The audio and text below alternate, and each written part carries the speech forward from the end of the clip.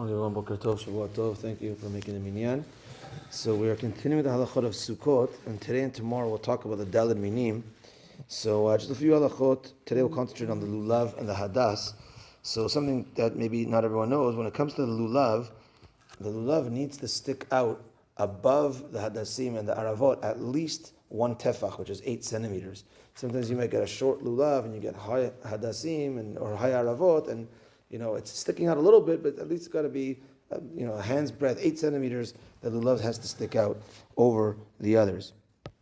Now, the most important regarding all the minim is the tops, making sure the tops don't get cut accidentally, or that's the most important part of the top of the hadass, top of the lulav, top of the etrog, top of the arava.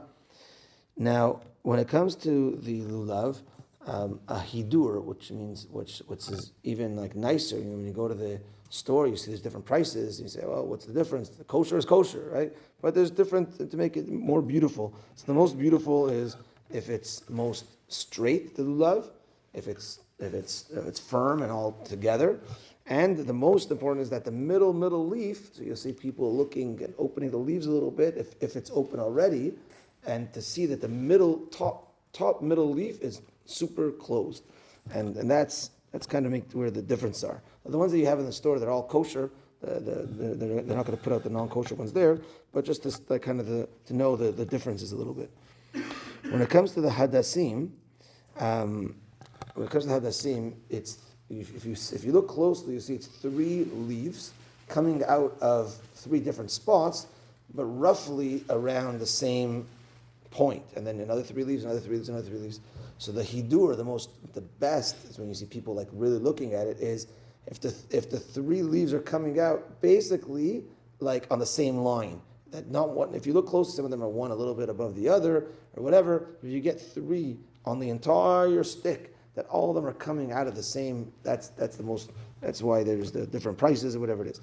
But now, so again, the ones in the store are kosher, but it always happens that, okay, now I took my lulav set home. What happens? How can I make sure that it remains kosher the whole time? So again, with the lulav, you want to make sure that there's no issues with the tops. No one's touching the top, no one's cutting the top off or things like that. Comes to the hadass, there's the same thing as well. And the top, there's a difference. Does it have to be if it's a top of the leaf or if it's a top of the stick? So even if the top of the leaf was cut, but there's opinions that say no, if the top of the stick gets cut, that's when there's an issue. Or a common issue is when the leaves fall off. So how many leaves need to fall off in order for my hadass to be pasul? So you need 2/3 of the leaves out of the 3 leaves that are there, 2 out of 3 to fall out on majority, on a rov, on 51% of your hadass, then your hadass is not kosher. So again, 51% of your hadass has 2 out of the 3 missing, then your hadass is not kosher. And lastly is yavish is not kosher. Dry, lulav, any of them, dry is not kosher. What's considered dry? So when it comes to the lulav, and even the hadass and even the arava, it's not that if it's crunchy. That happens often with the arava. It turns that if you touch too hard, it'll start crunching. So at that point, it's still considered kosher, provided it still has the color. But where it becomes not kosher is when it turns white. So a lulav, it takes a long time for that to happen. If you have a lulav that year over year, you'll see it. If you keep it in your garage, let's say, and then you want to throw it out when it comes time for Pesach, which is the proper thing to do, you'll see it turns white. That's when it is pasul. So the lulav takes a long time. But the hadass also usually takes longer. The arava is the one that could happen. You want to keep it moist, etc. We could talk about it.